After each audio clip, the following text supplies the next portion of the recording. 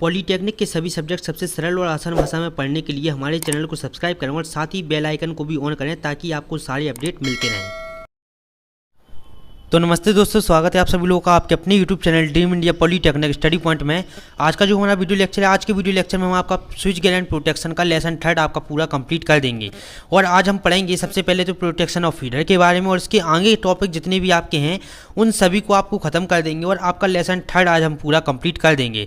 तो वीडियो के लास्ट तक आप लोग जरूर से बनाएं। और अगर जिन लोगों ने इसके पहले वाला वीडियो लेक्चर नहीं देखा है या आप पॉलीटेक्निक 5th सेमेस्टर के कोई भी सब्जेक्ट का वीडियो लेक्चर देखना चाहते हैं तो आप वीडियो के डिस्क्रिप्शन में जाएँ, आपको वहाँ पर पॉलीटेक्निक 5th सेमेस्टर के सभी सब्जेक्ट की जो कि लिंक मिल जाएगी। आप वहाँ से जाकर सभी सब्जेक्ट को देख सकते हैं।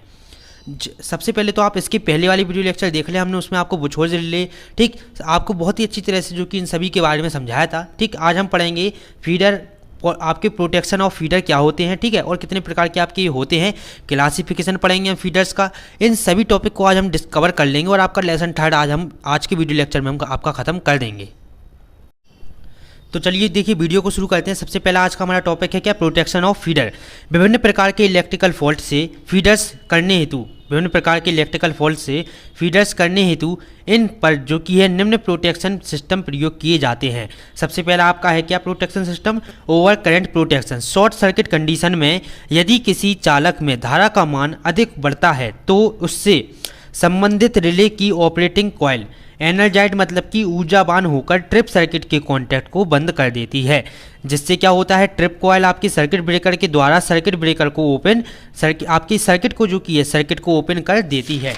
इसके बाद अगला हमारा इसी के अंतर्गत आपका आता है आपके अर्थ फॉल्ट और अनबैलेंस करंट प्रोटेक्शन। देखिए 3 फेस इलेक्ट्रिक लोड की अनबैलेंस 3 फेस लोड की बैलेंस कंडीशन में ठीक 3 फेस स्टार कनेक्टेड सप्लाई के न्यूट्रल कंडक्टर में करंट की वैल्यू 0 होती है। आपके जब 3 फेस में जो बैलेंस कंडीशन होती है तो 3 फेस की स्टार कनेक्टेड सप्लाई के न्यूट्रल कंडक्टर में क्या होता है, करंट की वैल्यू क्या होती है, 0 होती है, क्योंकि तीनों चालकों में फ्लो होने वाली करंट का सदिश योग क्या होता है, 0 होता है। इसलिए इस अवस्था में रिले ऑपरेट नहीं होती है। ठीक, इसके बाद आप इसका जो कि अर्थ फॉल्ट और अनबैलेंस करंट प्रोटेक्शन का ये चित्र आप बनाएंगे। ये आपका ये सर्किट ब्रेकर है, ठीक, ये आपका करंट ट्रांसफार्मर, ये रेजिस्टेंस, ये अर्थ कॉइल और आपका ये क्या है, रिले लगा हुआ है। फिगर आपका किसका है, अर्थ फॉल्ट उदासीन प्रणाली संबंधी। इसके बाद हम इसी के अंतर्गत इसमें लिखेंगे कि परंतु जैसे ही, ठीक, देखिए आपके इस अवस्था में रिले ऑपरेट नहीं होती है, परंतु जैसे ही सिस्टम अनबैलेंस कंडीशन में आता है वैसे ही न्यूट्रल कंडीशन में करंट फ्लो होने लगती है और रिले ऑपरेट होकर ट्रिप सर्किट द्वारा करंट ब्रेक जो कि है सर्किट ब्रेकर को ट्रिप कर देती है। इसके बाद देखिए अगला टॉपिक हमारा आता है ओवर करंट एवं अर्थ फॉल्ट कंबाइंड प्रोटेक्शन। इसके अंतर्गत हम पढ़ेंगे कि ओवर करंट एवं अर्थ फॉल्ट कंबाइंड प्रोटेक्शन का उपयोग जनरली कहाँ पर किया जाता है, आपके ट्रांसमिशन लाइन फीडर्स के लिए विद्युत केंद्रों तथा उपकेंद्रों पर अधिक किया जाता है, क्योंकि यह मेथड आपका क्या है, आपके अर्थ फॉल्ट के विरुद्ध प्रयोग होने वाले क्रोड संतुलित धारा आपके ट्रांसफार्मर प्रोटेक्शन सिस्टम से अच्छा होता है। इसके बाद देखिए अगला पॉइंट हमारा आता है, अगला टॉपिक डिस्टेंस और इम्पीडेंस प्रोटेक्शन की दूरी या प्रतिबाधा रक्षण। ठीक है, डिस्टेंस या आपका क्या है, इम्पीडेंस प्रोटेक्शन। देखिए इसमें हम पढ़ेंगे कि ऊर्जित संचरित लाइन एवं फीडर की दूरी को मापने के लिए जो कि उसकी इम्पीडेंस के रूप में रिले द्वारा सरलता से किया जा सकता है। इसलिए यह रिले इम्पीडेंस के सिद्धांत पर वर्क करती है, Z समानुपाती D। इसलिए इस रिले का यूज हम कहाँ पर करते हैं, शॉर्ट सर्किट तथा अर्थ फॉल्ट के विरुद्ध ट्रांसमिशन लाइन में फीडर के प्रोटेक्शन के लिए आपके विद्युत केंद्रों तथा उपकेंद्रों पर अधिक किया जाता है। डिस्टेंस और इम्पीडेंस प्रोटेक्शन टाइप रिले का यूज कहाँ पर किया जाता है, शॉर्ट सर्किट, ठीक, और अर्थ फॉल्ट के विरुद्ध ट्रांसमिशन लाइन में फीडर के प्रोटेक्शन के लिए इसका यूज किया जाता है। अब हम पढ़ते हैं most important topic classification of feeder according to construction में। देखिए अगर आप देखें तो आपके देखिए आपके रेडियल फीडर, अक्षीय फीडर, आपके पैरेलल फीडर और रिंग मेन फीडर आपके 3 अकॉर्डिंग टू कंस्ट्रक्शन होते हैं। सबसे पहले हम जानते हैं रेडियल फीडर क्या होता है, ठीक, इसके बारे में हम जानते हैं। देखिए रेडियल फीडर क्या है, रेडियल रूप से, अक्षीय रूप से सब स्टेशन मतलब कि उपकेंद्रों को इलेक्ट्रिक सप्लाई देने वाले फीडर को हम रेडियल फीडर कहते हैं। अक्षीय रूप से सब स्टेशन को इलेक्ट्रिकल सप्लाई देने वाले फीडर को रेडियल फीडर कहा जाता है। देखिए इकोनॉमिकल की दृष्टि से रेडियल फीडर का यूज वहाँ पर किया जाता है जहाँ लो इलेक्ट्रिक पावर सिस्टम होता है और जहाँ इलेक्ट्रिक सप्लाई को हमेशा बनाए नहीं रखना है, क्योंकि रेडियल फीडर की जो कि रिलायबिलिटी मतलब कि विश्वसनीयता बहुत कम हो जाती है। प्रोटेक्शन ऑफ रेडियल फीडर, तो प्रोटेक्शन ऑफ रेडियल फीडर भी हम पढ़ लेते हैं। एक रेडियल सिस्टम की मुख्य विशेषता यह है कि पावर केवल एक ही दिशा में फ्लो होती है। रेडियल फीडर में क्या होता है, पावर आपकी एक ही दिशा में फ्लो होती है, अर्थात आपका जनरेटर या सप्लाई एंड से क्रोड एक तक जो कि है। इसकी कमी यह है कि फॉल्ट की घटना को सप्लाई की निरंतरता को लोड एंड से कंट्रोल नहीं किया जा सकता है।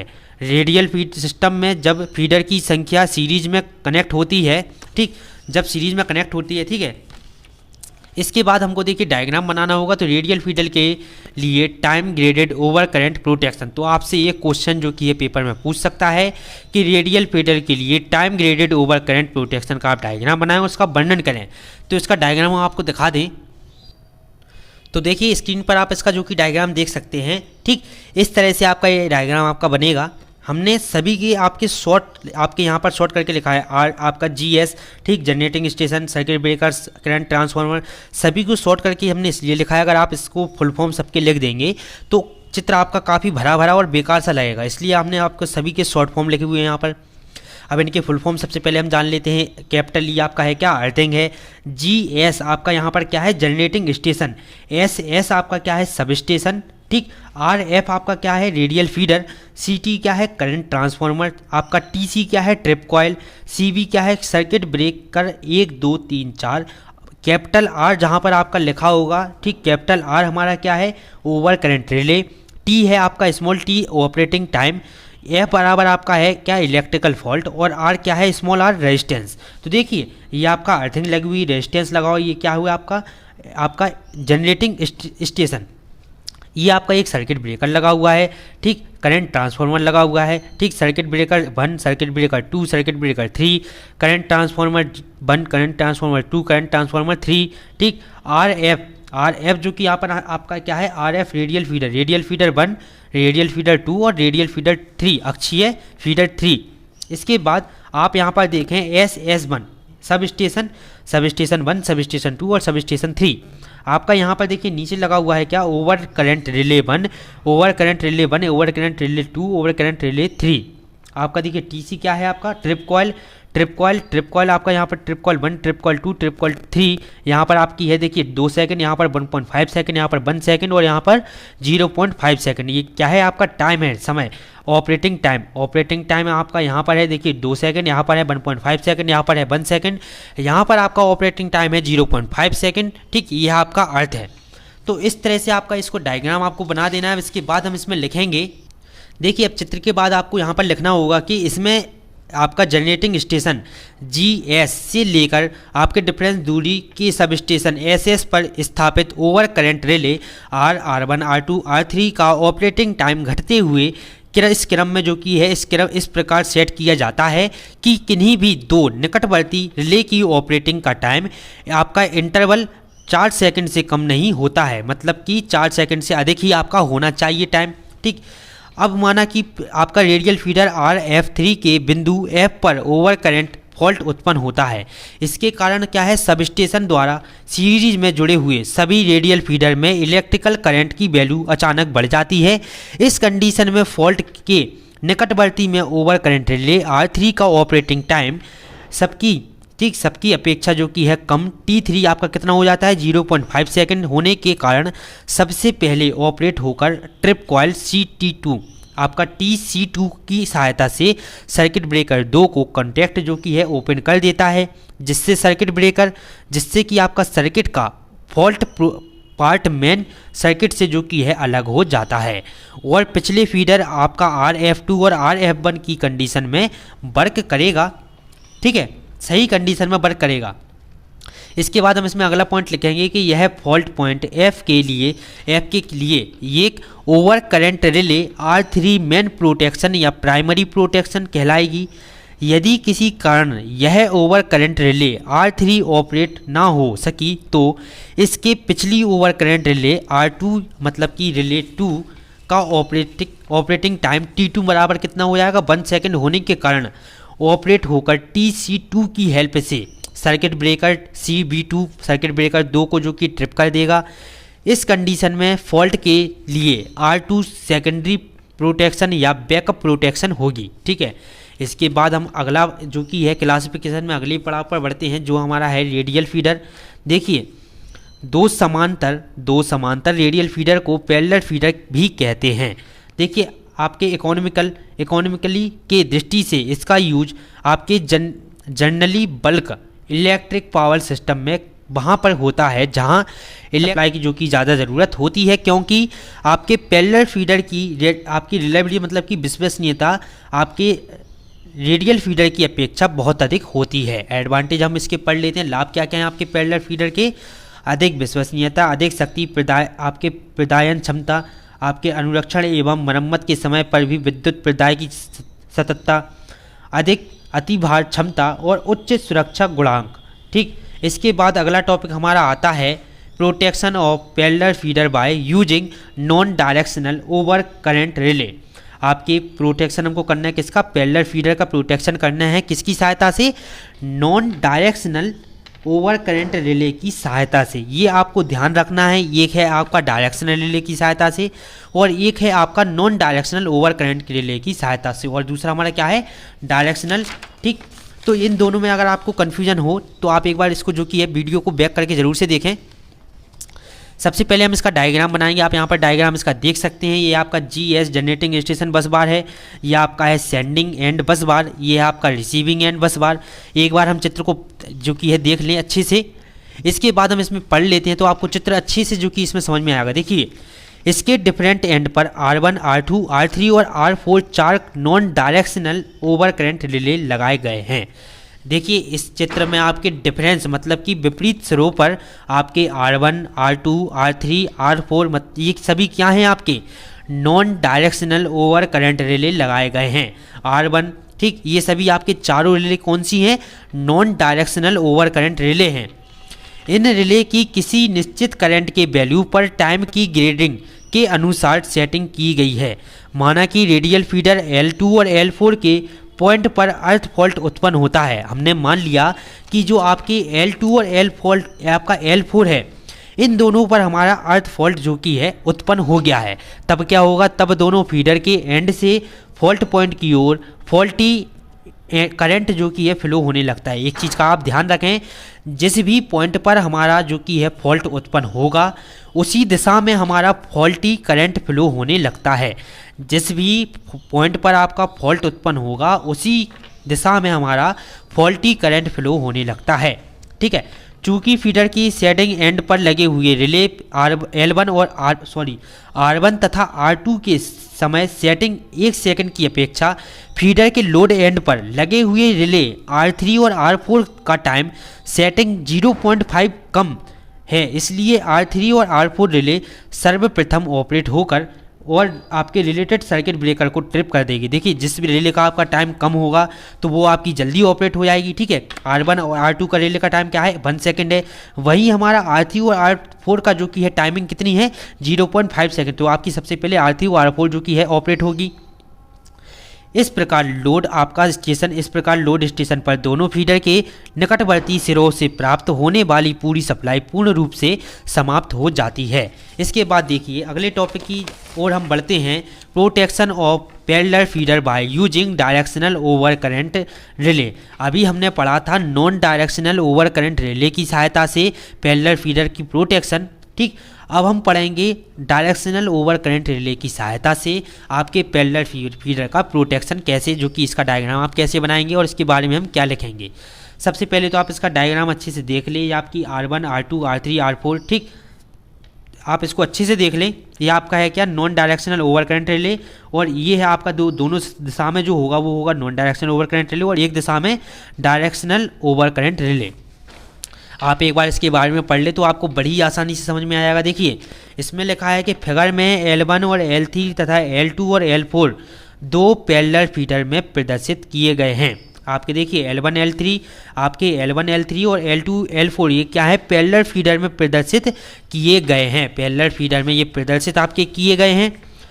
और आपका R1 तथा R2 non directional over current relay है, और रिसीविंग एंड पर R3 और R4 directional over current relay है। तो यहाँ पर देखिए समझने की बात क्या है, आपके जो R1 और R2 हैं, R1 और आपके R2 ये दोनों क्या हैं आपके, ये दोनों आपके हैं non directional over current relay. ये दोनों क्या हैं, R1 और R2 आपके हैं non directional over current relay. वहीं पर हमारे रिसीविंग एंड बस बार पर R3 और R4 जो रिले लगी हुई हैं, ये हमारी दोनों रिले हैं डायरेक्शनल ओवर करंट रिले। ये दोनों हमारी रिले हैं non directional over current relay, और ये दोनों रिले हमारी हैं डायरेक्शनल ओवर करंट रिले। तो यहाँ तक आप लोगों को अच्छे समझ में आ चुका होगा। फीडर के सेंडिंग एंड पर लगाए गए रिले की करंट व टाइम की सेटिंग की अपेक्षा रिसीविंग एंड पर लगाए गए रिले की करंट व टाइम की सेटिंग कम होती है। मतलब कि जो आपकी सेंडिंग एंड पर रिले लगाई गई हैं उनकी अपेक्षा रिले एंड पर लगाई गई रिले की करंट और टाइम का सेटिंग जो कि है कम होता है। ठीक, अब आपको यहाँ तक समझ में आ चुका होगा। देखिए इसके बाद अगला पॉइंट हम लिखेंगे कि माना कि रेडियल फीडर L2 और L4 के फॉल्ट पॉइंट पर अर्थ फॉल्ट उत्पन्न होता है। जब हमने मान लिया कि L2 और L4 पर फॉल्ट पॉइंट पर जो कि है अर्थ फॉल्ट जो कि उत्पन्न होगा, L2 और L4 पर जो क्या है आपका अर्थ फॉल्ट उत्पन्न होगा। हमने आपको इसके पहले बताया था कि जिस भी दिशा में आपका फॉल्ट उत्पन्न होगा उसी दिशा की उसी साइड हमारा फॉल्टी करंट फ्लो होने लगता है। देखिए इसमें हम आगे क्या पढ़ेंगे, तब दोनों जो कि जब आपका फॉल्ट उत्पन्न होगा तब दोनों रेडियल फीडर के चारों सिरों से आपका फॉल्ट पॉइंट F की ओर वेरी हाई वैल्यू की, मतलब कि बहुत अधिक मात्रा की, बहुत अधिक मान की फॉल्टी करंट फ्लो होने लगती है। देखिए यहाँ पर भी वही लिखा हुआ है कि जिस भी दिशा में आपका करंट आपका फॉल्ट उत्पन्न हो गया है अर्थ फॉल्ट, उसी दिशा में हमारा क्या आपकी वेरी हाई वैल्यू आपके फॉल्टी करंट फ्लो होने लगती है। इसके बाद अगले पॉइंट में मिसल में लिखेंगे कि इस फॉल्टी करंट के कारण सबसे पहले directional over current relay R4 operate होकर फीडर L2 और L4 पर लोड स्टेशन से कट कर देगी। मतलब कि इस फॉल्ट करंट के कारण क्या होगा, आपका डायरेक्शनल ओवर करंट रिले जो आपकी R4 ऑपरेट होकर फीडर L2 और L4 को जो कि है लोड स्टेशन से कट कर देगी, जिससे फीडर L1 और L3 में फॉल्टी करंट फ्लो हो नहीं होगी। ठीक, इसके बाद अगले पॉइंट में हम इसमें लिखेंगे कि उसके बाद R2 non directional over current operate होकर फॉल्टी फीडर L2 और L4 को जनरेटिंग स्टेशन से कट कर देगी। इस प्रकार फॉल्टी फीडर L2 और L4 दोनों तरफ बस बार से कट हो जाएगी और लोड स्टेशन को सप्लाई हेल्दी फीडर से ज्यों की त्यों कंडीशन में मिलती रहेगी।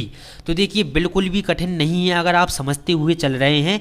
ठीक, रटें अगर आप इस टॉपिक को समझने का प्रयास अगर आप करेंगे चित्र के माध्यम से, तो बहुत ही आसान और बहुत ही सरल टॉपिक आपका है ये। ठीक, एक बार आप केवल चित्र बना लें, चित्र में आपको जो जो दिख रहा हो वो आप लिख दें। ठीक है, ऐसे ही देख कर अगर आप चित्र को आप केवल एक बार चित्र को 2 से 3 बार आप बनाकर प्रैक्टिस कर लें।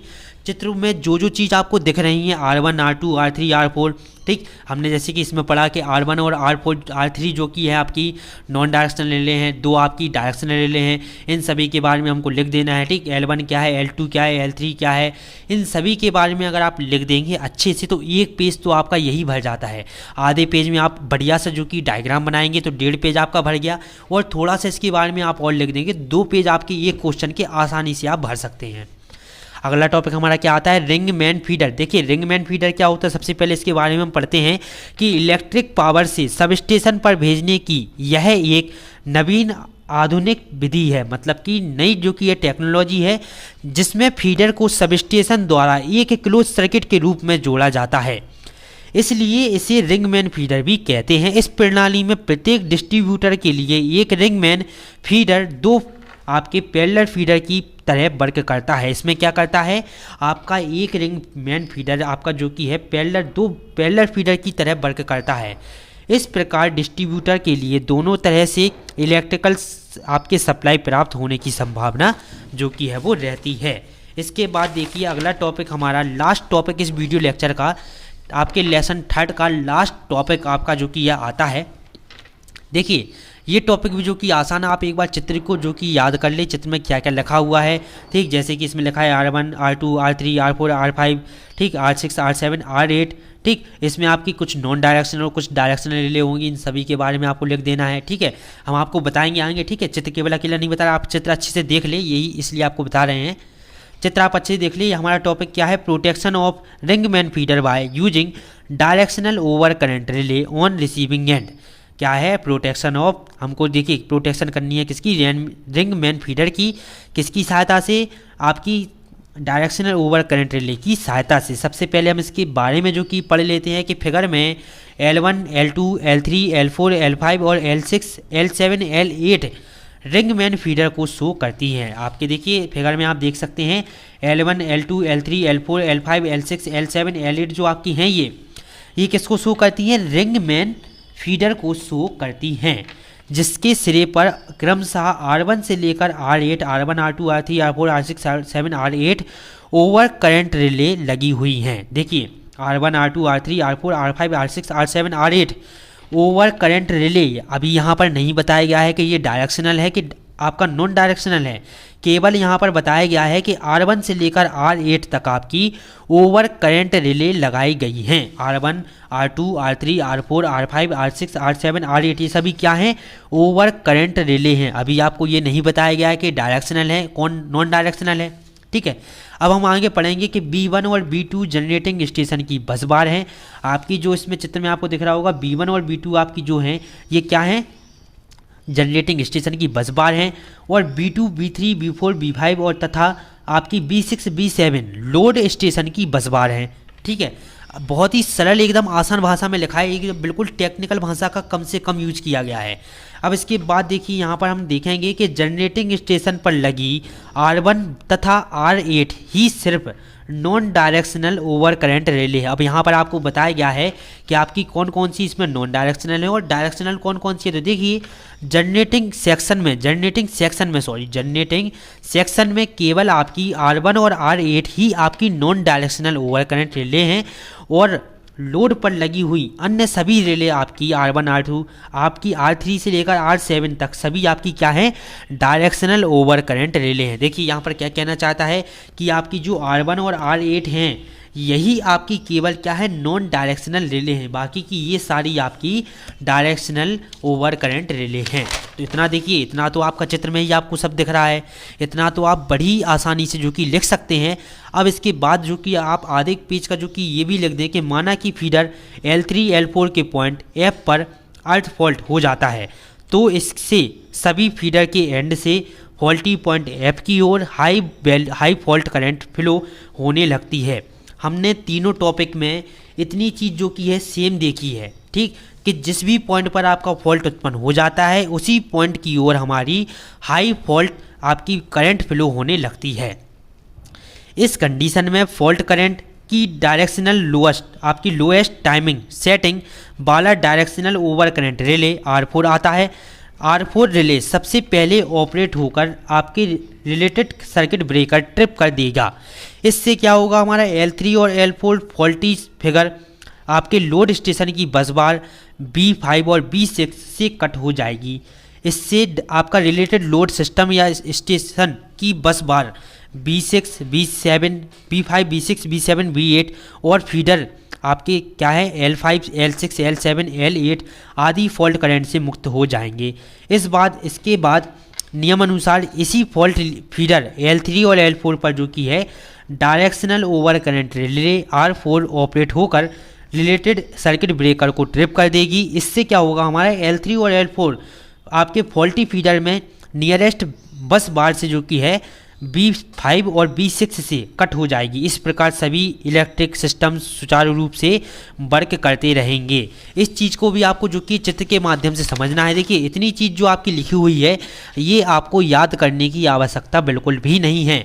ये सभी चीज़ आपको चित्र में दिख रही हैं, R1 R8 ये सभी क्या हैं, ये आप सभी कुछ चित्र में देखकर आसानी से समझ सकते हैं। और एक चीज़ आप याद रखिएगा, अगर आप रटने की कोशिश करेंगे तो आप बिल्कुल भी इसको याद नहीं कर पाएंगे।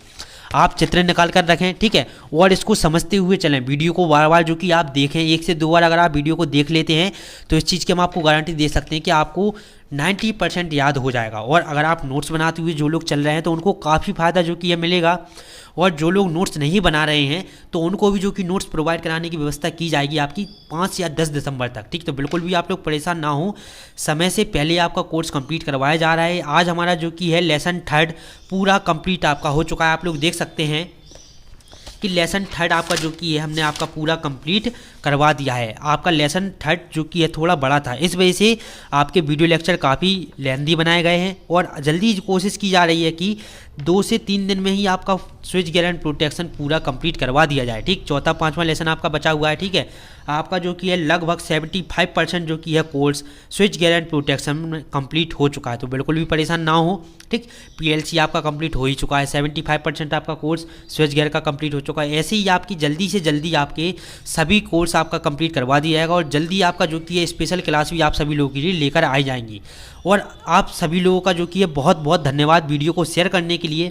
जो लोग वीडियो को शेयर करते हैं और जो लोग वीडियो को शेयर नहीं करते तो उन लोगों से भी जो कि रिक्वेस्ट है कि सभी लोग वीडियो को ज़्यादा से ज़्यादा शेयर करें। आप लोगों के लिए इतनी सरल और आसान भाषा में नोट्स बनाए जा रहे हैं, ठीक है। कोई भी ये बने बनाए नोट्स नहीं बनाए जा रहे हैं, ठीक है। सरल करके इनको जो कि है अगर आप किताब के माध्यम से पढ़ेंगे तो आपको काफ़ी ज़्यादा कन्फ्यूजन देखने को मिलेगा। और इतनी आसान तरीके से आपको बहुत ही कम जगह जो कि ये समझाया जाएगा, ठीक। तो आप सभी लोग वीडियो को शेयर करते हुए चलें। और जो लोग वीडियो को शेयर कर देते हैं, लाइक कर देते हैं, उन सभी लोगों का तहे दिल से बहुत बहुत धन्यवाद, ठीक है। तो चलिए अब मिलते हैं अगले वीडियो लेक्चर में। अगले वीडियो लेक्चर में अपना लेसन 4 पढ़ेंगे, ठीक। और इसके बाद हम लेसन 5 को जो कि कंप्लीट करेंगे। तो चलिए अब मिलते हैं अगले वीडियो लेक्चर में। नमस्ते। सभी लोग वीडियो को शेयर कर दें अपने सभी दोस्तों के साथ, लाइक कर दें। और जिन लोगों ने अभी तक चैनल को सब्सक्राइब नहीं किया है वो चैनल को जल्दी से सब्सक्राइब करें। और साथ ही आप सभी लोग टेलीग्राम चैनल को भी जरूर से ज्वाइन करें, क्योंकि वहाँ पर आपको सभी अपडेट मिलती रहती हैं। और वीडियो भी जो अगर आपका यूट्यूब का नोटिफिकेशन नहीं आता है तो टेलीग्राम के थ्रू आपका नोटिफिकेशन वीडियो का आ जाता है। तो चलिए नमस्ते, मिलते हैं अगले वीडियो लेक्चर में। पॉलीटेक्निक के सभी सब्जेक्ट सबसे सरल और आसान भाषा में पढ़ने के लिए हमारे चैनल को सब्सक्राइब करें और साथ ही बेल आइकन को भी ऑन करें ताकि आपको सारे अपडेट मिलते रहें।